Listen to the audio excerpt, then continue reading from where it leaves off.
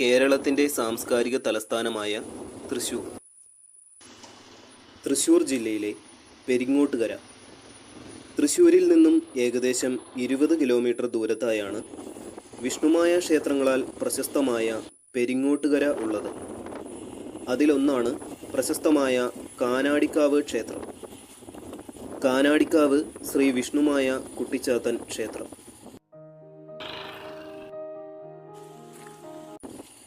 വഴിയെ പോകുമ്പോൾ തന്നെ ആരെയും ആകർഷിക്കുന്ന ക്ഷേത്ര നിർമ്മിതി കാണാവുന്നതാണ്. ഒറ്റനോട്ടത്തിൽ ഒരു ഗോൾഡൻ ടെമ്പിൾ പോലെയുണ്ട്. 2 പോത്തിൻ്റെ വലിയ ശില്പങ്ങൾ ക്ഷേത്രത്തിൻ്റെ മുന്നിൽ തന്നെ കാണാം. മനോഹരമായി പണി കഴിപ്പിച്ചിരിക്കുന്ന ക്ഷേത്രക്കുളം. കുളത്തിൻ്റെ ഏറ്റവും വലിയ ആകർഷണം അതിൻ്റെ ചുറ്റും ദേവീദേവന്മാരുടെ അതിമനോഹരമായ ശില്പങ്ങളുണ്ട് എന്നതാണ്. ദൂരസ്ഥലങ്ങളിൽ നിന്നും അനേകം ആളുകൾ വരുന്ന ക്ഷേത്രമാണിത്. ശില്പഭംഗിക്ക് പ്രാധാന്യം കൊടുത്ത് നിർമ്മിച്ചിരിക്കുന്നു. ഒരു കൊട്ടാരത്തിലെത്തിയ ഫീലിംഗ് ഉണ്ടാവും. ക്ഷേത്രത്തിൽ അന്നദാനം മുടങ്ങാതെ എല്ലാ ദിവസവും ഉണ്ട്.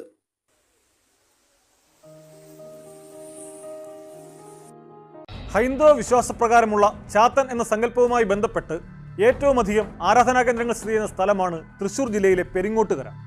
ഇവിടെ ആദ്യമായി എത്തുന്നവർ ഒന്ന് അമ്പരക്കും. ആ തരത്തിലാണ് ചാത്തൻ സേവാ കേന്ദ്രങ്ങളുടെ പ്രവർത്തനം. ഏതാനും കിലോമീറ്ററുകൾക്കുള്ളിൽ തന്നെ വലുതും ചെറുതുമായി നിരവധി കേന്ദ്രങ്ങൾ.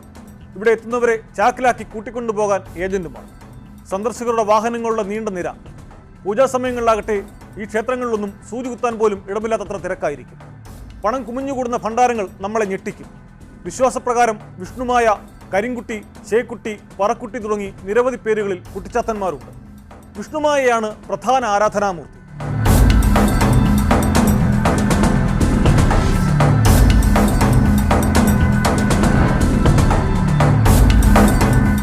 പരമശിവന് കൂളിബാഗ എന്നു പേരുള്ള ആദിവാസി സ്ത്രീയിൽ ജനിച്ച ശിശുവാണ് വിഷ്ണുമായ എന്നാണ് ചില ഐതിഹ്യങ്ങളിൽ പറയുന്നത്.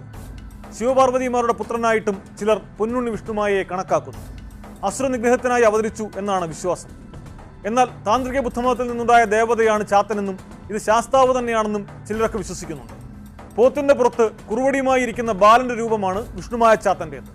പെരിങ്ങോട്ടുകര ദേവസ്ഥാനം, ആവണങ്ങാട്, കാനാടിമഠം തുടങ്ങിയ പേരുകേട്ട കേന്ദ്രങ്ങൾ മാത്രമല്ല, പാരമ്പര്യം അവകാശപ്പെട്ട് പിണങ്ങി മാറിയവരും ഇതിനോടൊന്നും കുലബന്ധം പോലും ഇല്ലാത്തവരും പോലും ചാത്തന്റെ പേരിൽ കേന്ദ്രങ്ങൾ നടത്തുന്നുണ്ട്. ഇവിടെ നിത്യേന കേരളത്തിനകത്തും പുറത്തു നിന്നുമായി ഇവിടങ്ങളിൽ എത്തുന്നത് 100 കണക്കിന് പേരാണ്.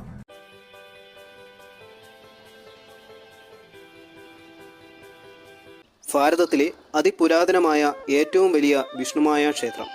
ജനുവരി ആദ്യ ആഴ്ചയിൽ ഇവിടെ 15 ദിവസത്തോളം നീളുന്ന ഉത്സവവും സംഗീതോത്സവവും ഉണ്ടാവും. ഇവിടെ എത്തുമ്പോൾ തന്നെ ആരെയും ആകർഷിക്കുന്ന നിരവധി ശില്പങ്ങൾ കാണാം. പാലാഴി മദനം, മഹിഷമണ്ഡപം, 41 അടി ഉയരമുള്ള ശിവപാർവതി വിഷ്ണുമായ ശില്പം. കേരളത്തിലെ ഏറ്റവും ഉയരമുള്ള വിഷ്ണുമായ ശില്പമാണിത്. കൂടാതെ മനോഹരമായ ചിത്രപ്പണികളും കൽപ്പണികളും കാണാം. നിരവധി ചുമർ ചിത്രങ്ങളും കാണാം. ദൂരസ്ഥലങ്ങളിൽ നിന്നും നിരവധി ആളുകൾ എത്തുന്ന ക്ഷേത്രമാണിത്. ശില്പഭംഗിക്ക് പ്രാധാന്യം കൊടുത്ത് നിർമ്മിച്ചിരിക്കുന്നു.